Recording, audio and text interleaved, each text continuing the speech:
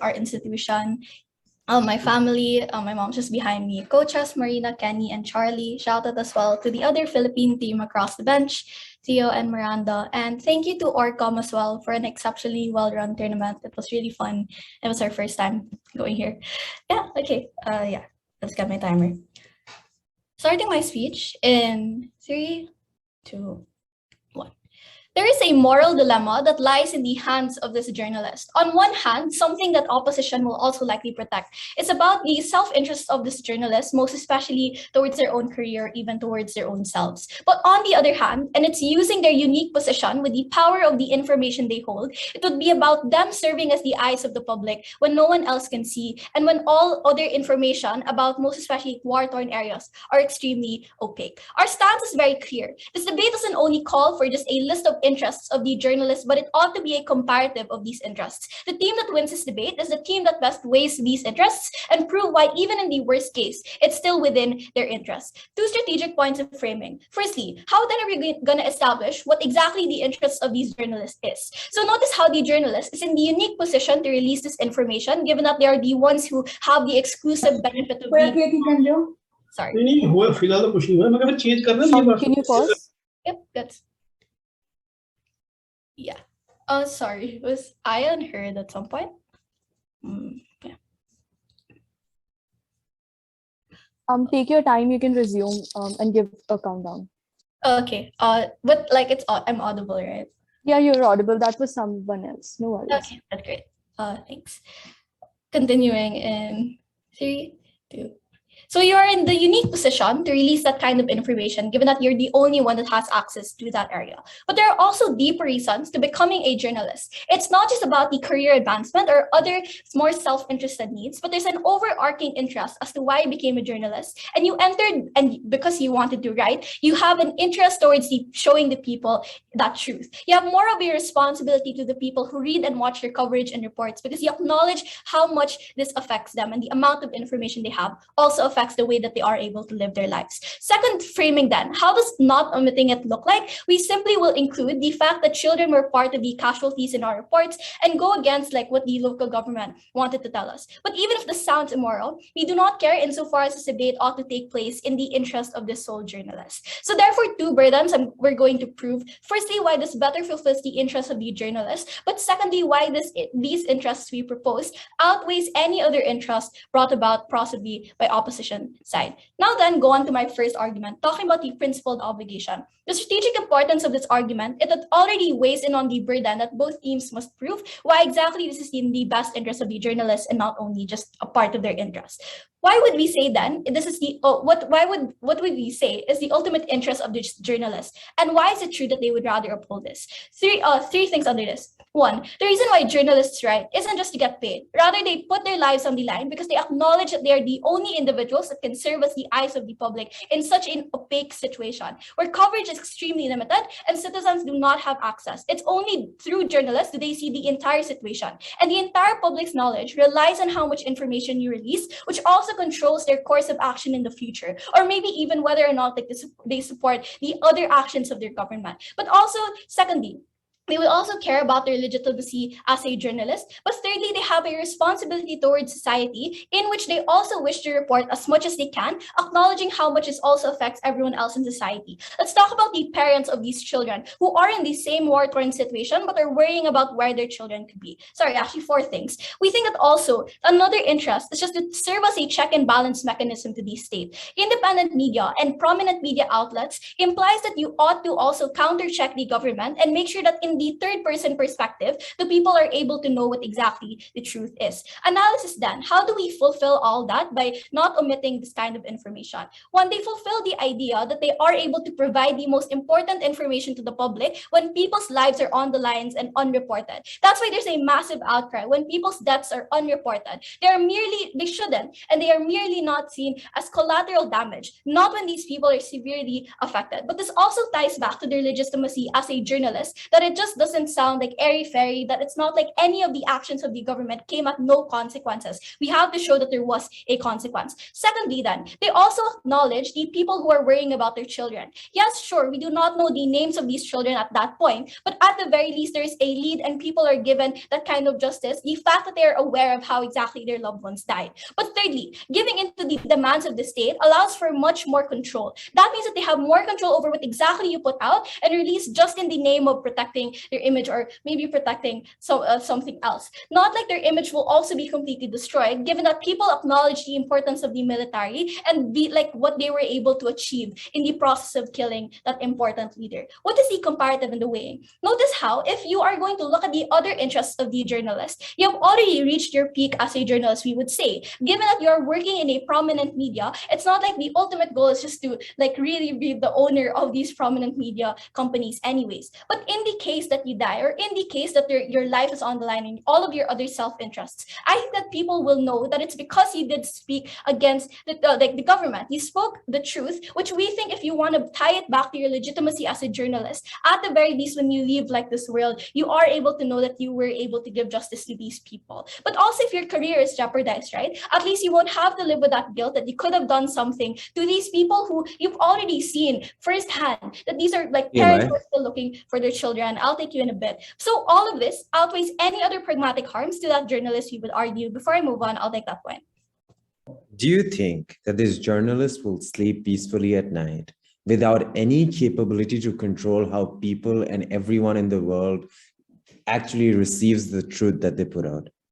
I think you had to prove how exactly they're going to react negatively in that sense. But we would argue that people knowing that exactly like there were casualties in that, rather than seeing that there is absolutely no information on those casualties, we'd rather think that they'd rather react like more positively towards the journalist, knowing that there were those casualties and the journalist chose to put that information out rather than like having none at all. But secondly, then, why we further secure their legitimacy as a journalist and increase the buy-in around their coverage? This argument is uniquely round winning because we will sufficiently prove why it is within the incentive and capacity for this journalist to not omit this information then. So not omitting this information will increase their credibility and legitimacy as a journalist. Two reasons under this. One, at the point in which you become transparent and go against the government has dictated you not to do, you become a believable and credible person to the masses. Oftentimes, this is the tipping point for increased buy-in to your reports and news coverage, and this is beneficial for you as a journalist, right? In your future news articles, even if you aren't no longer under that prominent news artist. Comparatively, if Ops says that they still have this happens to a significantly lesser degree because you were not honest about the casualties of the children, and people would want to know who exactly got harmed. Because what there obviously has to be some form of casualty when you raid the journalists. But two, you boost the incentives for the public to opt into your prominent news outlet, given that I explained to you the incentives of why you get more buy-in. So we proved that this ought to be the benefit to their journalistic career by establishing them and increasing buy-in towards their articles. So how exactly does opening government already seal the win, already just coming from the speech? One, we are able to prove to you what is the overarching principled obligation that outweighs any other pragmatic benefits. But secondly, we are also able to talk about how even in the best case, there is still some form of benefit to their career advancement. For all these reasons and more, side with side opening government. Thanks. Wonderful. I thank the speaker for their speech, inviting the yellow whenever you're ready. Hello. I'll just turn on my camera. Yeah.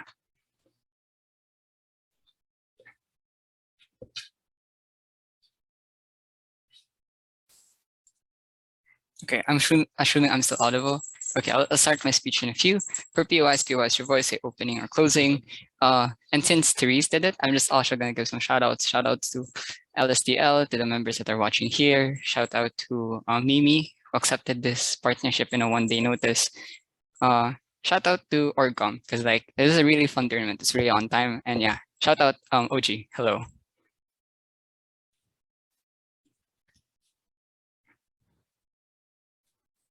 Okay.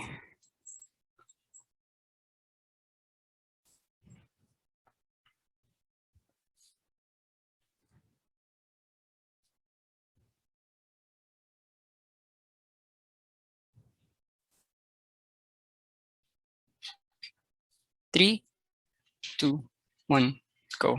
there is hardly any principled victory ringing in the head of a journalist who has condemned millions to death. I'm going to do 3 things to the speech. Firstly, some quick setup because there's a lot of things that has to be talked about. Second, an assessment of OG. And third, all of my arguments should also directly engage with opening government. 4 key pieces of framing. Number 1, terrorist organizations. They are the pinnacle of the saying, you cannot kill an idea. I just want to give some few bits of context. In 2016, the US said that they have exterminated 90% of ISIS in general. And in 2022, right now, they are back again, killing multiple individuals, freeing prisons, and thus enabling them to go again in their organizations. They are simply unkillable, and they would go back, especially in areas that already have high rates of terrorist organizations. Killing their leader wouldn't mean much, especially as history dictated. Number 2, this leads on to the place. We think that the place has been filled with terrorist organizations and terrorist activities as a whole. It is much likely that the military had this one lucky intervention, but they actually killed this leader, but it's more likely than not that they're going to come back. Number 3, what does omitting only mean? I think that omitting only means by opposition has to defend in this report only. We can leak it out later, but even if you say that's too much of a soft stance, it's not really that big of our point anyway. Number 4, we think that the local government, they can provide exclusive access, but they cannot necessarily provide that much safety to the journalists. Anyway, what are the goals in standard of debate? Number 1, where do we defend our people as a journalist? Number 2, where do we defend our principles as a journalist? And number 3, where do we best serve our own interests? Because look, I agree with OG, defending their own self-interest is pretty hard in this debate. And that's what we're not going to do. What we're going to do is going to show you that things are going to be far worse in terms of the people that will be killed in the instance that you do publish this report. Responses. Firstly, we have principal, obligation, responsibility, and legitimacy. I want to weaken this argument significantly because they say that the most important reporting is when lives are on that line. But they did not look at the counterfactual and prove why on the counterfactual, things would not be worse and that more lives would actually be killed. Second, when they say that they're going to have buy-in, firstly, how would you know on our side that we're going to be delegitimized? Who's going to know aside from these media outlets that they didn't say that information? But secondly, being independent is not easy. So sure, you may be believed, but I'm not sure what type of team or what type of crew you can recruit at that point in time. Moving on to my 3 arguments. Number 1, why this keeps the public safe from terrorist organizations. 3 reasons. Number 1, it helps the resurgence of terrorist organizations, specifically when you publish this type of media. Since people have less trust in the military now, you are less likely to get cooperation from the people when it comes to these types of raids. Now, I get it. The military is not the best of actors you can have here, but comparative to terrorist organizations who are not beholden to anything except their extremist ideology, we think that when we pick our poison, the choice is still obvious. Number 2, on the propaganda poster, terrorists would use this narrative to recruit more individuals to join them and to actually fight back and to regrow, especially in a time when they could have been crushed, when their extremist rhetoric could have been killed. Especially in the time, you could have just said, oh, they're immoral anyway, so join us because this is how you should live as whatever type of person they want you to live. But number 3, there's going to be more international intervention, which makes it far worse, right? Because I don't think that the West had a very good track record of being able to successfully intervene in these areas and cause less bloodshed. As far as I know, the only thing that they have taught us is that they're going to intervene, they're going to use it to their own interest, and once they give up, they're going to go out, which would still doom a lot of people at the end of the day. So in terms of the people that are going to have less trust, in terms of the terrorists that are going to have more power, and international intervention that will just mess things up and longer the war significantly, it's already better. Here's the weighing here. If they say that the vulnerable actor here for that journalist is to that person, to that family that has seen one of their children missing and are far too grieving right now, what I would say is that this directly engages with them and takes them out. Why? Because this, for example, let's put ourselves in the shoes of that father who probably lost that one child. The last thing that he wants to do is to endanger his other children in other children to be being killed. If you're gonna ask about the principle of that child, that child deserves, that the truth of his murder deserves to be revealed, I would say that a lot of these children who have experienced war and not peace wish that their brothers and sisters feel what they have lost. That is the ultimate weighing in this debate, and that what should strike the heart of this journalist. That is exactly what OG is missing out. Before I move on to my second point, OG. Yeah, I don't know why you're arguing about military intervention. Irregardless, you're going to have intervention either way, even if you omit or not omit that children were part of this casualty. I think there's already a precedence when it comes to the US when governments are being shaky, they're more likely to intervene. But that point aside, we still have 2 strong points of analysis that's much more likely to happen anyway. I'm not sure how you're going to rebut that. Second point on media coverage. three key reasons as well. Number one, they're going to be the blackout by the government because they don't want you to come in right now. Because as far as they know, the military is a much more viable option compared to these terrorists. That's how you lessen your coverage. Number two, there's going to be a blackout by the people. So insofar as there are people that would also be deeply traumatized by these terrorist organizations, in the instance that you do publish it, in the instance that they see that some people are now going against the military, that's how you push these people away from you. And they're probably going to shun you from actually having much more coverage because they know that their children are now in danger. And that's exactly how you get less coverage as well. But number three, that is how you get less reporting. So in terms of the interest of self, even if it's not losing your job, it's literally about not being able to report on the most valuable of things that you wanted to as a reporter. On the interest of coverage, this is how you do not get your mission in life fulfilled at the end of the day. Again, directly clashing with OG. Moving on to the third argument on principle. Three things here as well. Firstly, on public trust, we think that like the core of journalism, of like reporting honesty, is not absolute as with like every single principle.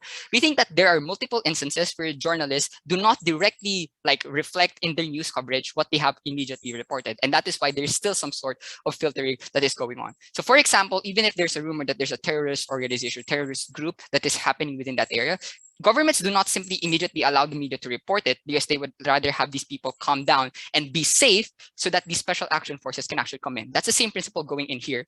Insofar as we can actually solve it right now and then deal with the principled things later on, that's far better. But second, on irreversibility, take note, we only have to defend not including information. I would say that as a journalist, if they would want if OG wants to paint it out as they are such a principled actor, then they can do it as well again in another time where probably terrorism is far lower because now they can leak it to other media events. The difference is now that the terrorist organizations have a significantly far weaker presence in this area, so that not only is the principle fulfilled, but the pragmatic burden of saving lives is also fulfilled. For all those reasons, I think OG kind of missed as to what we're going to run. They didn't expect that. And we're the team to beat in this debate. Here. All right. I thank the speaker for their speech, inviting the DPM whenever you're ready. You're here.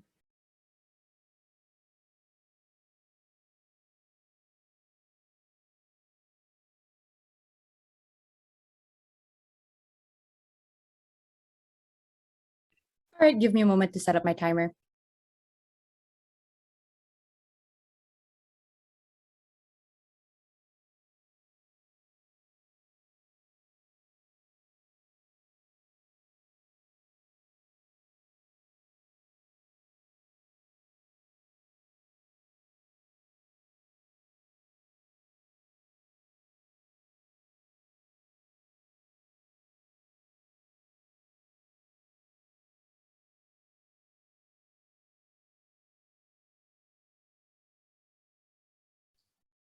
All right, let me just, okay.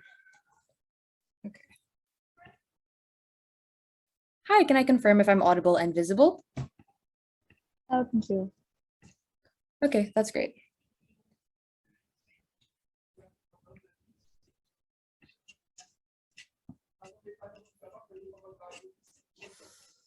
All right.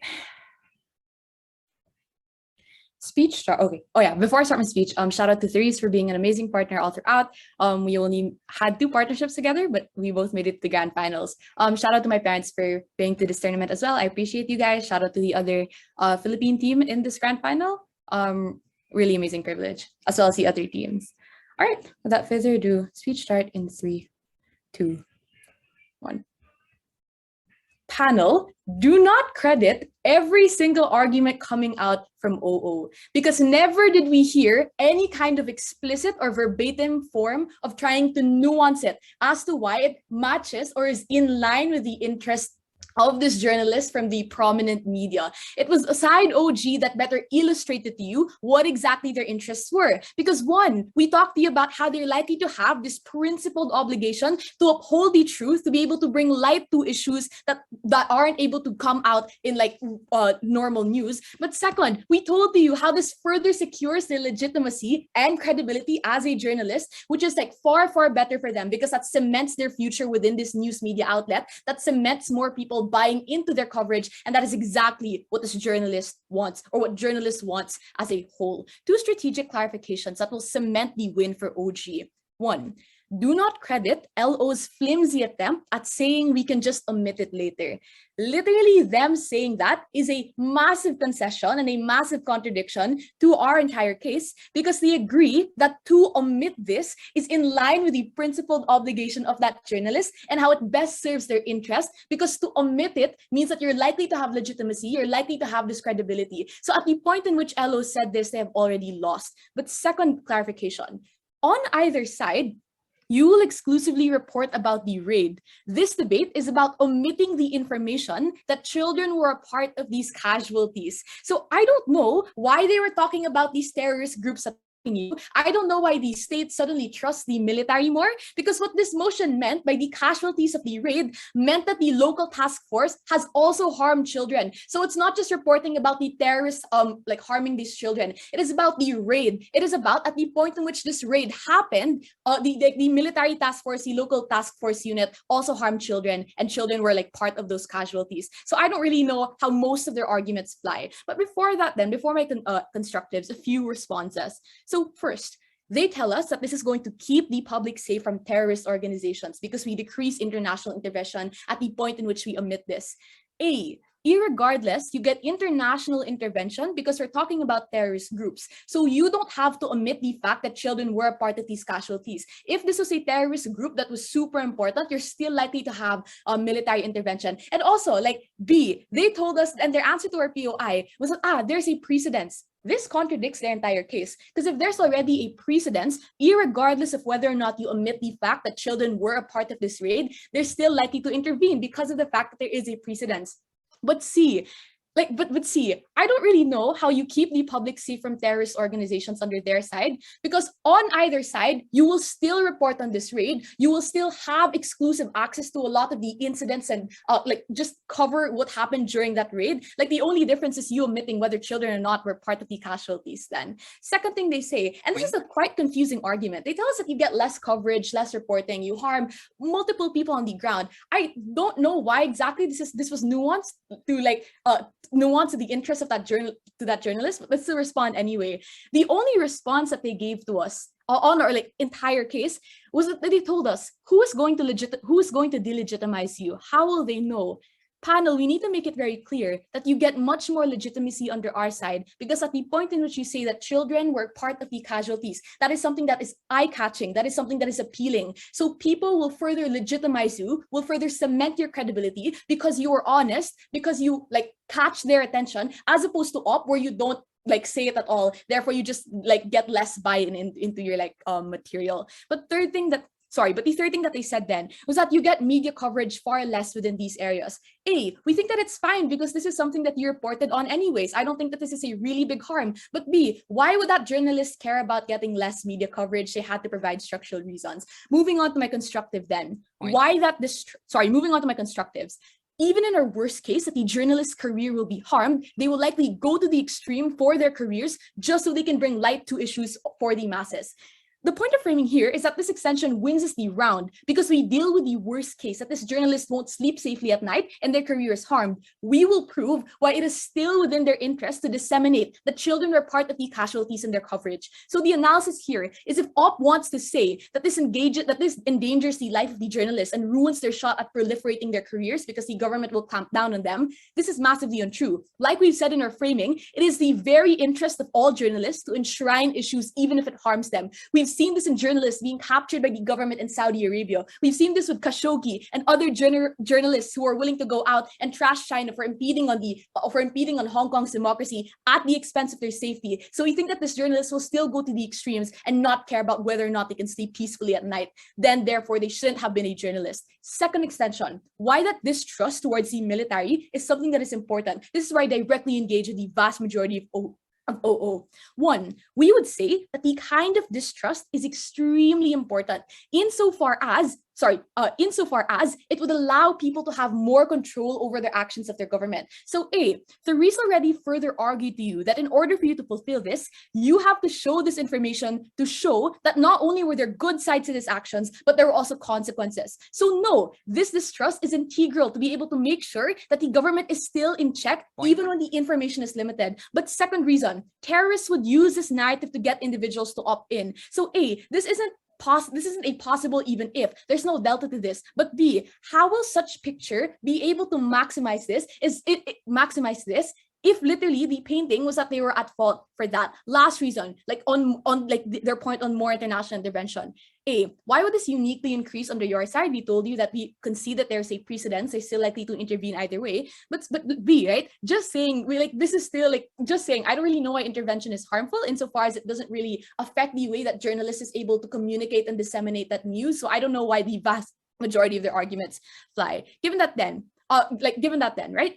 The reason why we win from OG outright is that one, we've told you that media coverage won't disappear because governments acknowledge that they still need, for instance, the media's help in order to cover certain issues. So this won't affect other journalists. But B, ops still needed to prove the direct correlation of terrorists acting on it and showing this information and why that journalists ought to care about it. Then we win on the metric then on like being able to benefit as journalists. We win on the metric of further cementing their like careers in the future and further ensuring that people have more buy-in towards them, that are able to like be in line with their principled obligation and not overstep it by like omitting this information. For all these reasons, side with OG. Thanks. All right, I thank the speaker for their speech, inviting the DLO whenever you're ready.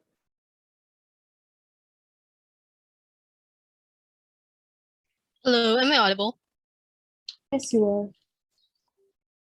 Okay. I'm just going to set my timer. Give me a moment.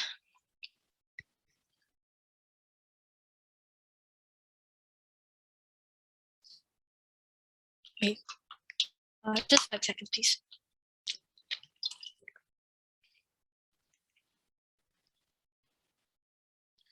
Okay, so a few shout outs before I begin because everyone else is doing that. Thank you to my partner, Kuya Sio, for inviting me along with him kahit last minute.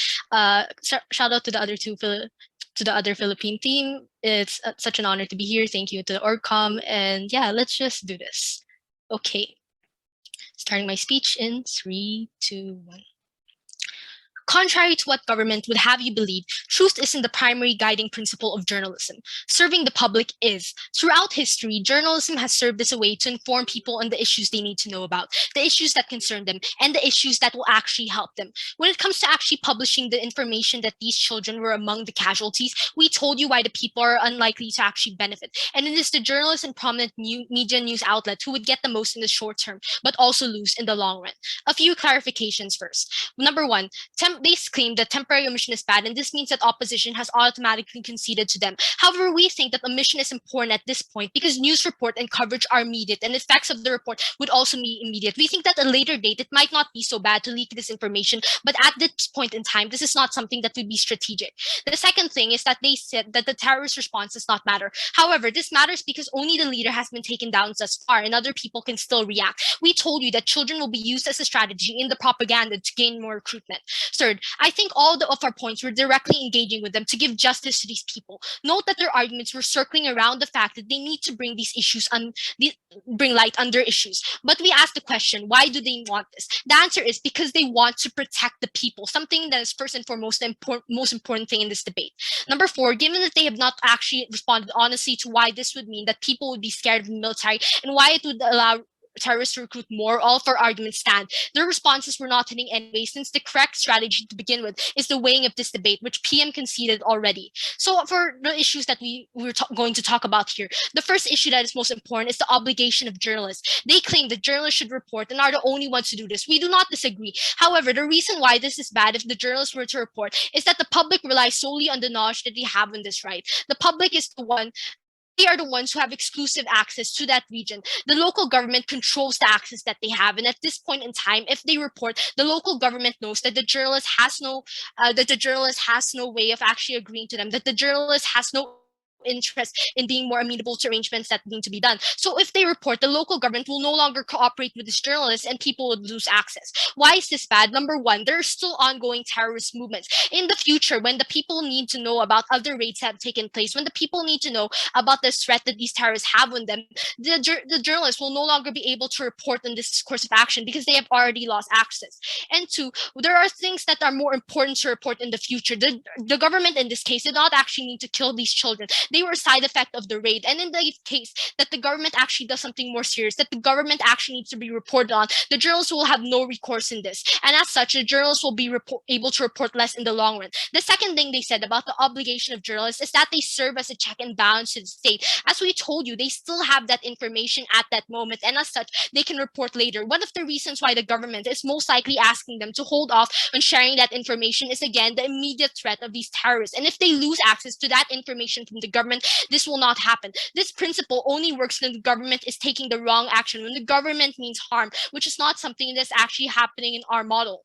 Next, they claimed under obligation of journalists that the legitimacy of the journalists is lost, and that not limiting this information would increase their legitimacy because they are seen as going against the government. However, the government's claims that you become more believable when you go against the journalists, the government, is untrue, because there are also people who support the government, and when this local government goes against you, when they say that what you are reporting is untrue, they will also go against you. You have both this party against you and the government itself. Number two, why this is unimportant is that they claim that people would be curious about casualties. However, again, there are raids without casualties. You are reporting in the general situation. There's no need to actually know about these children in that certain sense, and that omission doesn't automatically mean that they have to be curious. Government claims this is eye-catching, which proves just how much their argument is way toward the benefit of a selfish journalist who just wants more attention. At the end of the day, the safety of the public outweighs the need for immediate transparency. Transparency can be something that you can find under our model in the long run. However, the fact is that right now the safety is being threatened, which will be explained in the second issue, which is about the safety of people.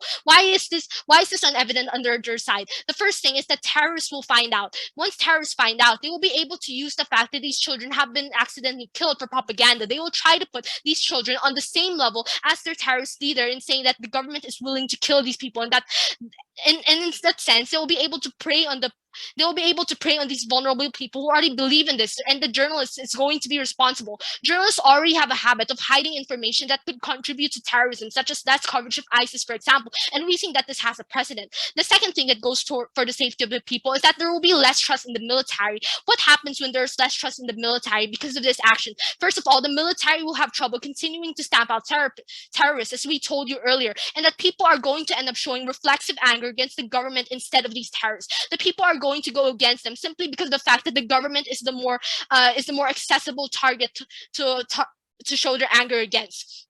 So on the third issue of why is there no justice on their side, there is no justice because just because it is reported, just because the journalist tells us in their coverage, doesn't mean it is going to be investigated. In the case that it is investigated by anyone, again, the government did not kill any children on purpose. It will happen incidentally as part of the raid. They're not going to face consequences for anything. Okay, I'll take the POI. At all points in time, social media will exist. The images of these bodies being carried out, or perhaps word of mouth will travel. How do you still stop that chaos in the region?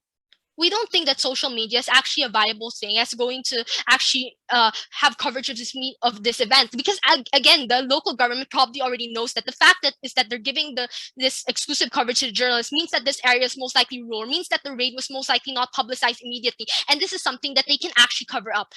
So on to why there's less justice. Only the journalists will again benefit from this increased legitimacy that they claim, which will not actually happen. And that grieving parents on this end will be pestered. These parents most likely just want peace. They want to forget what happened. And in the case that the attention is actually brought to this, again, they're not going to get justice, and they're still going to be pestered in the long run. And on the fourth issue of why it is best for the journalists, we think that number one, it is better because further access. The local government knows that they can be trusted. They know that they can continue to give this information to the journalists, and this is something that they can actually cooperate with. And two, they're already at a prominent news agency again. They know that their reports are being the whole is being affected. They know that society, once what happens is once it's out, it's going to be out like Pandora's box. They actually have no control, and as such they know they have to be careful for the principal reason that just because they want something to happen from the report doesn't mean it will happen, and there are a lot of side effects that may happen as explained by our arguments. So again, our arguments are number one, why this keeps the public safe, number two, on the media coverage for, overall, and on the principle of why journalists should do this and why it is best for their obligation. So at the end of the day, we believe that all of the reasons we gave still stand in this debate, and we win over government. Very proud to oppose. Thank you. All right, I thank the speaker for their speech. With that, we have come to the end of the opening half of this debate, inviting the member of government. I hope I'm properly audible. Yes, you are. All right.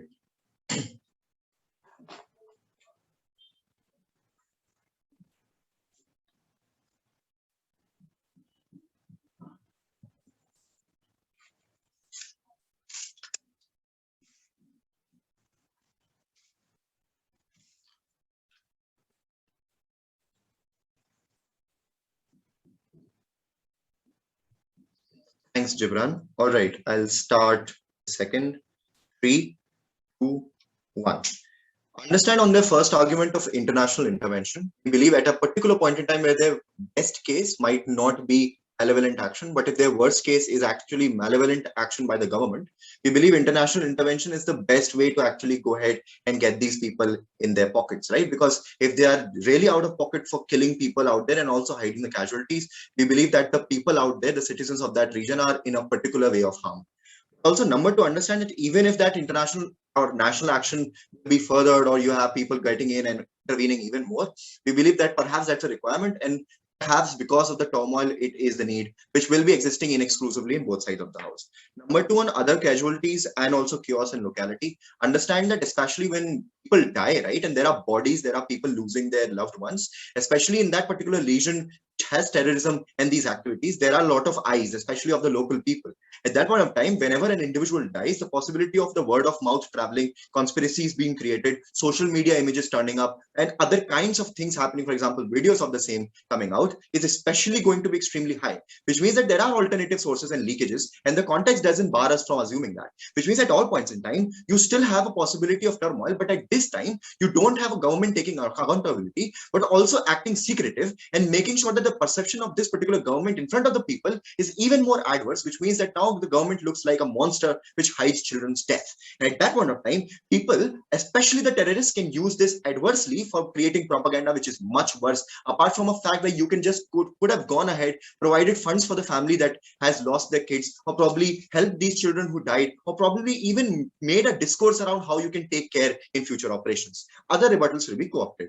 But number one, why transparency related to public casualties is absolutely necessary.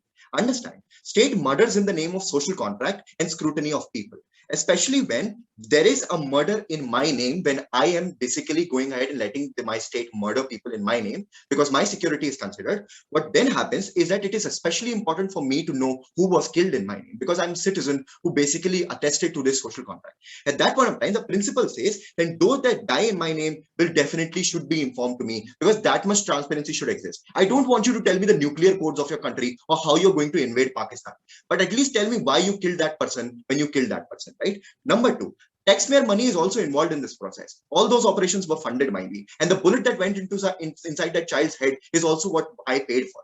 This also means that they are accountable to me, and that transparency is owed to me.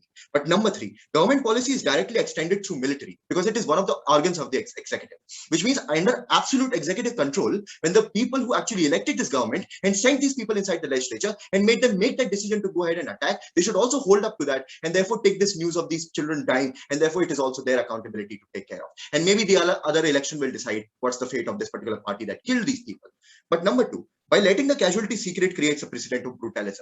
Understand, at all points in time, the future operations can be much more brutal, but if they are malevolent, for example, the state is trying to curb dissent, no one would ever know, because now you have set a precedent that you can always shut off journalists whenever you want to by just putting money in their mouth, or probably telling a journalist that his career will be destroyed, which means it is a particular responsibility on this individual's hand to basically go ahead and follow his obligation, as my opening also said, to go ahead and provide this information, because if they don't, they're basically running away from their responsibility and duty to the people of that particular country. But also understand, this also normalizes basically having casualties and doesn't really create any discourse of protecting individuals. And therefore, this individual's one single act is going to make him responsible for many more murders that will happen in the future, many more children killed, and many more brutalities, maybe sexual assault, etc.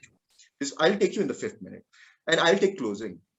How do we create more constructive discourse with this particular news? Understand, at all points in time, this operation which can be exercised with much more care in the future, because of this conversation which will now appear inside the national media or probably even international media, will create excessive pressure on the government to actually take care in the future, right? Or maybe provide for the family of who was killed, right? Start a fund perhaps. But even if they don't do it, at least we'll have civil society, NGOs coming up because they got the news for the help of these individuals who are now downtrodden, because otherwise the government will not accept they have killed anybody, and will also not come to the help of these people, and therefore they'll remain victims. It is the job of a journalist to provide voice to the voiceless, and at a point in time the people killed are not getting their voice, and especially being ignored by this particular journalist, he's also getting away with his responsibility, a very principled case at that point of time. But also, you don't deter any further incidents in the future. What you further do is that you're making sure that more of these incidents will keep on occurring. At that point of time, the public cooperation to military will reduce. But why secretive operations will worsen the entire situation in India? Because side opening opposition constantly talks about it. Accepting that and taking action against people who are responsible will actually calm the situation in the particular area, because now you know that the perpetrators were actually taken care of. But also, otherwise, social media word of mouth will anyway go out, and therefore the leakages will make it even worse. But what are the clear incentives for the journalists? But before that, quickly your POI. Closing. This debate isn't about what a good state action is. It is about what a journalist is supposed to do. Yes. So this sets a precedence in singular act. We think most of it is extremely personal. Even in the situation you don't take the money, the government will still do the same things in the future. Yes, Gibran, you're my ex-debate partner. You knew exactly what I'm going to talk about.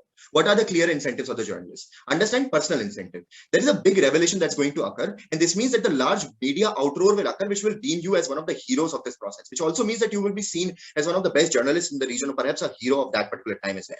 Which means to a significant extent, you'll be highly highlighted, and therefore also get two things. One, security in terms of you getting general public attention, and therefore whenever the government will come after you, basically put libel or defamation on you, the people will see that the government is trying to curb dissent. This also means that you get general public support and therefore safety for yourself. And therefore also some sort of acclaim and also good work for your reporting that you have done, right? But also number two, this entire idea of professional incentive. Understand that the precedent that now set reduces the capacity of the larger media fraternity, which belongs to you, and you are also a part of it, to not be able to report things that you see on the ground. And you will only be able to report things that the government will tell you to do. This means in the future, the precedent set will now worsen the possibilities of your own profession, and therefore your entire fraternity will only hate you further, because all you're doing is becoming a government's lapdog.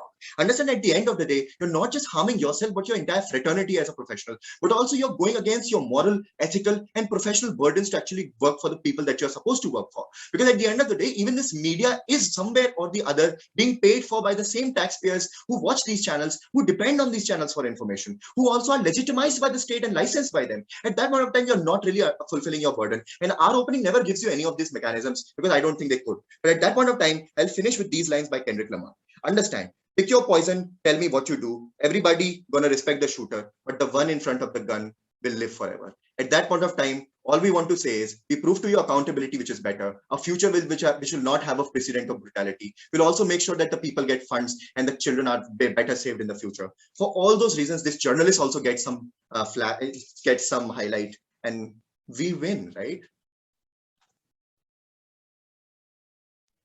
All right, I thank the speaker for their fine speech, inviting the member of opposition. Hi, can you hear me? Yes. All right. Just one sec.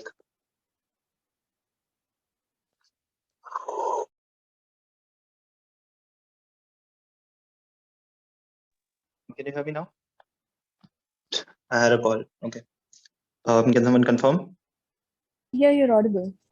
Right. Okay then. 3, 2, 1. Let's begin. What's the closing extension? 1, we think that the emotions of journalists are largely driven by the travesty of war that they have seen all their lives, which means that you are somebody who has always seen how ruthless war can be and how ruthless conflicts can be, insofar as the terrorism in that specific place is not killed or is not nipped in the bud. But you mean that in a lot of instances you understand the toughness that people go through. At a point in time, they are unable to take control of the terrorist activities that are going on in their activity, and how miserable their lives become, how economically depraved they are. Which means that your immediate priority as a journalist in this status quo is to make sure that the lives of the future people are not worsened off, which means that your immediate attention has to be in the reduction of the terrorist activity within those regions. Because you realize that there is no value of ideological purity within this journalist activity, specifically if you're on the field. Narrative is everything. Which means that how people feel about the state, how people feel about the military, how people feel about the terrorist organizations is the entire cause and is the entire end of all the kind of conflicts that you see within these places. Which means that your greater obligation is not to provide truth, but your greater obligation is to provide a narrative that provides safety for the people in the longer run. We think that in our side of the house, if you are prioritizing reduction of terrorism within these places, you're stopping people from dying in the future, you're preventing the future conflict. Which means that the sacrifice that you make for actively hiding out the truth of the lost lives of these children will always make sure that it is outweighed by the benefits of making sure that future, when children are born, they are not killed, and there is no need for any more terrorist insurgencies within these regions. 2 points of extension in my speech, and I'll prove it to why do we win. Firstly, notice how opening opposition definitely argues about rebellion, right? They come and tell you, oh, like, yeah, there's a possibility of radicalization of people, and therefore where that argumentation ends. Here's an extension on that idea. Notice that a lot of places wherein these people are hidden, which means that wherein terrorists are hiding, are largely places which have decent amount of sympathy and popular support for this terrorist organization. They always feel persecuted from a foreign entity or have an action of religious persecution. This is largely the causes why terrorism is seen around the world, right? They always tend to portray themselves as the victims of the state or the victims of a higher Western authority or the victims of like a majoritarian government, which basically exists to kill them down. Which means that there is always a belief system within their minds that makes them feel like they're always at the, let's say, on the lower bottom end, which means that the sympathy is the prime source or the prime cause of how they are actively going ahead and recruiting people into their own sense. We think that military in and of itself is already hatred, which means that your ability to basically go ahead and say that, you know, military to some extent will have any amount of credibility within this space is already null to begin with. But lastly, I think the point of radicalization is not the fact that you will have the ability to say, oh, there are few dead people and therefore you should give us sympathy. It's the point that these are children. Children within society are seen as most agency-less individuals. Their faces, their images shocks everybody to the core because everybody has these children and they're always emotionally connected, which means that these emotional chords that you touch at a point in time publishing the news and the images of these children with their dead faces scars people internally. The reason why Arab Spring happened is not because people did not understand that oppression exists within those regions, but it's about those visceral images and those details about those visceral incidents that causes people to move in a specific direction and give them a purpose to do these things.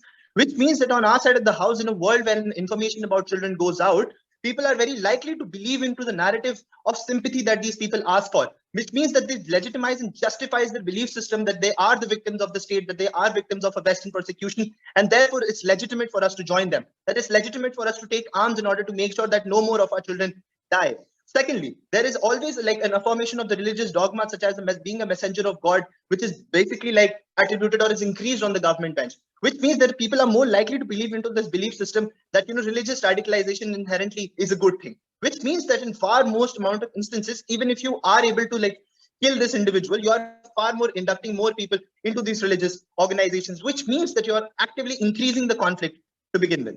Then where's the way off? Here's the way off. Notice the harm of radicalization on our end is definite, which means that it's going to happen at a point in time. There is an official press which releases notice and information and pictures of these children dying, which means that these terrorist organizations have reason to say that, look, even their own people are saying that they killed us and they are being happy about it, and therefore you need to do something about it, and therefore you should join us. But notice how the possible benefit that we get on government bench. Three things. One, you can't persecute the military by independent journalism going out and putting out news media articles into the mainstream. Realize that this persecution has happened from a Western country or a country which has decent amount of power over the country which is being persecuted. The states use military as an instrument of control. They exert power by making sure that this remains exclusively within their hands. There is no way that in any way or in shape or form states are going to persecute their own military merely because one article was out. But two, notice that military isn't a democratic structure, which means it's not answerable to anyone, which means that there will be no orders of suspension since the orders that for killing this person was on government's own actions. But three, notice that the social conscience that OG and CG so much talk about as to how people will always feel bad for this will always make an exception of casualty insofar as greater harm is averted, especially in situations wherein people already have a history of war. The entire fucking world was okay with Japan getting bombed the fuck out and 10,000 and millions of people getting erased in a second. Insofar they had like a false sense of comfort of no more people dying, or how people are scared about terrorist activities increasing. Therefore, they think it's fine for people to go out and invade another countries to make sure that no another 9/11 happens, which means that the social conscience will always make an exception insofar you are able to pull out these children's images into the public, which means that most benefits on government's bench do not stand insofar these are terrorist activities and they are always linked to this and have been caused for these problems, which means that government's benefit is highly, highly limited. OG. But where's the definite harm that you see in here?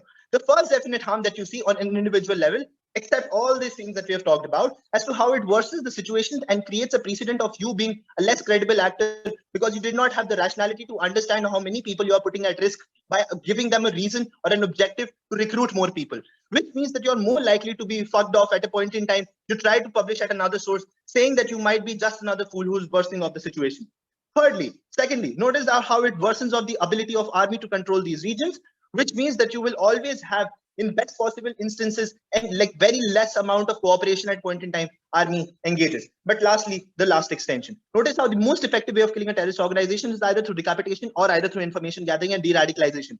Decapitation basically helps because there is an increment, because the people who are at the helm of these places are fountainheads. They are like either cult of personality, or people are command centers of information of centers, which means that it directly feeds into their authority. At a point in time, you're killing these people, you are actively making these organizations non-functional for years to come.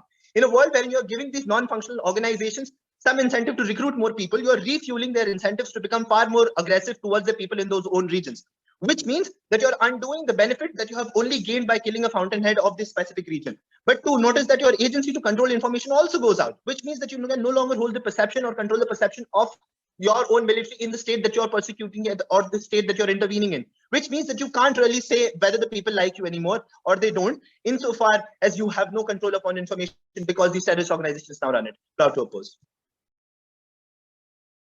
Right. I thank the speaker for their speech, inviting the opposition whip. Hello. Am I clearly visible and audible?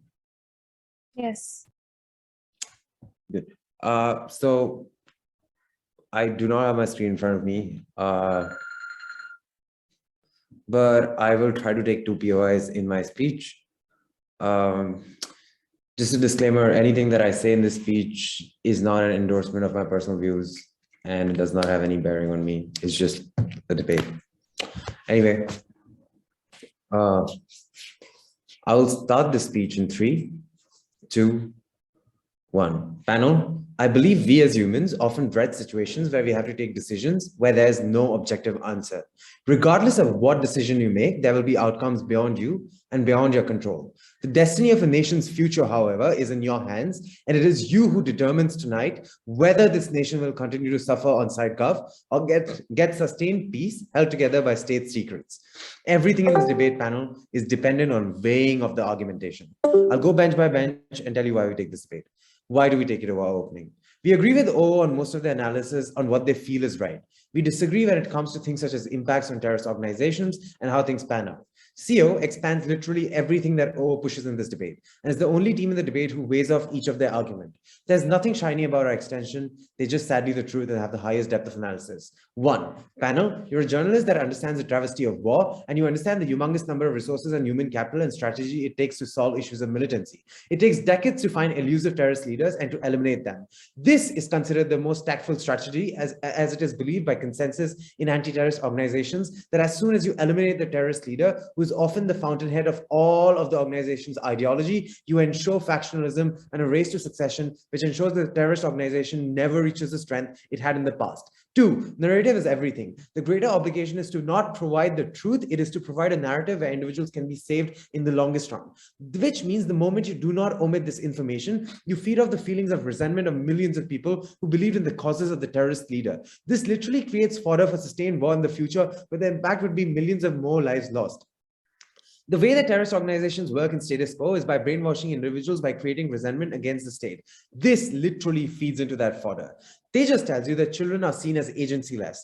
Any images or information about them is bound to create shock and is bound to create scarring, which is bound to create rebellion against the state. This means that sure, you can ask for international organizations and Western media scrutiny, but the sustained harm of deaths of grounds of every day in the future for the next 20 years ensures that more people get killed and more people get inducted in religious organizations. The impact which Tejas weighed off is humongous amount of rebellion and civil war that follows. Fourthly, this ensures that the amount of scrutiny both domestically and internationally on the terrorism-ridden nation is humongous, which ensures that the actions in the future would be extremely limited, but the legitimacy they hold in the eyes of the citizens falls off massively. This means that the vacuum is created which allows for higher amount of terrorism and rebellion activity in the future. Lastly, the conscience of this individual is bound to be okay because it'll ensure that they understand what they did was for the good thing and ensure long-term peace in the region. We're unsure then what is the journalist bound by and what their individual obligations are, which suddenly everyone inside government has epistemic access to. Before I move forward, I'll take opening government. Seeing nothing, closing government. At all points in time, this individual has multiple benefits, but most are connected to its obligation to the people that are his payers in all perspectives. Tell me why his obligation should always be remitted.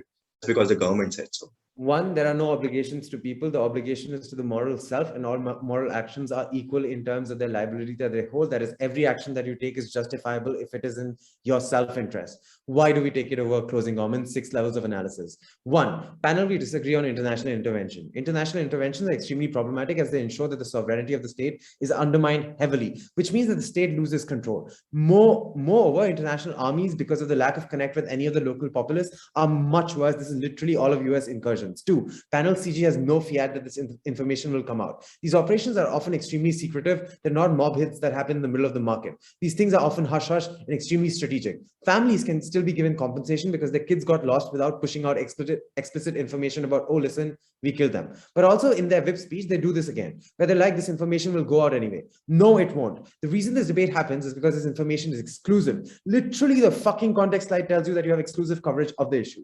Third, so in this scenario where you don't know where your family went, it is still something you wonder or feel helpless about the moment you give them a direct linkage of military that fucking did it for a leader they were sympathetic towards. You create a channel of outrage the damn state. And this is literally the starting of a rebellion and civil war. Just because Ahana continuously tells you that they have suddenly answered the contention and won the debate, they haven't. There's a general trend with CG argumentation to break possible binary by saying things such as more journalists, etc., etc. Sounds rhetorical and emotional, nothing impactful. Fourth, just because you pay tax, you can't hold them liable in terms of every action. I.e., this debate isn't about what a good state action is, it is about what journalists are supposed to do. Sure, this sets precedence in a singular act. We think most of this is extremely personal. Even in a situation that you don't take this money, the government will still do all the same things in the future, that is try to hush more journalists. This means that most of what CG calls principle is actually just rhetoric about what a journalist is supposed to do. And the argument is literally the same repackaged argument that you get from OG. 5, note finally that all the good impacts that Akshit streamlines from 630 in their speech are never mechanized and proven by CG. I'm unsure if they ever reach analysis of impact or even weighing, which means that proposed benefits at best are assertions in terms of, oh, compensation, oh, more money, oh, more peace, oh, channelization of anger. None of that is proven. 60, also, please God, there are hundreds of journalists who agree with governments. Nobody fucking doubts them. This isn't even a debate about because the world is woke does not mean that Fox News suddenly closes down. It continues to be popular and earns a fucked up. Just knock off impacts and unlikely outcomes from CG then. At the end of the day, however, all moral obligations being equal in terms of self-interest, you still are able to ensure that you in your head are able to tell yourself that what you did was for the longer, better run of this nation to ensure benefits in terms of not more people being killed. That is to say, just because you're a journalist, there was never an obligation that you had towards the people. The reason that you were sitting in a fucking war-torn country was probably because you felt you could get the most sensational news item,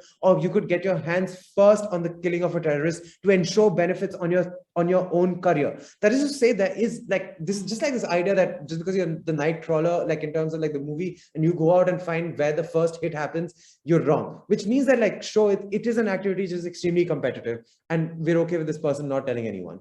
Why do we take it over opening government? 2 levels of reasons. One, deeper reasons to become a journalist. Panel, no one has any kind of epistemic access. We know this is a simple fact that whatever decision you take now has to be taken rationally. A decision where you must weigh off benefits and harms and how they will hurt you. Even if I were to buy the framing of OG that believes that the journalist wants coverage for citizens to create access to their end goal, it is not just knowledge, it is also the responsibility of what they push forward. That means that whatever information they push forward has some consequences. A journalist who understands that they're in an extremely volatile region where any kind of information dissemination without understanding the sensitivity of the situation ensures that in the future millions more would be killed. Notice how the journalist has zero control over how other media houses will run this information as soon as they push this out. Zero information about how the news will be perceived and zero capability to do any kind of damage control in the future. So sure, you spoke the truth, but the damage that the truth caused far outweighs the benefits, because yes, it definitely is a huge harm that you keep this information with you, but you knew that it was necessary to ensure an end to the intergenerational harm and trauma that has been created through the same cycle of like killing millions of other kids. Very proud to oppose. All right. I thank the speaker for their speech. I thank all the speakers for a fine debate. I request my panelists to please join the Room 1 results discussion on Discord. Thank you, everyone.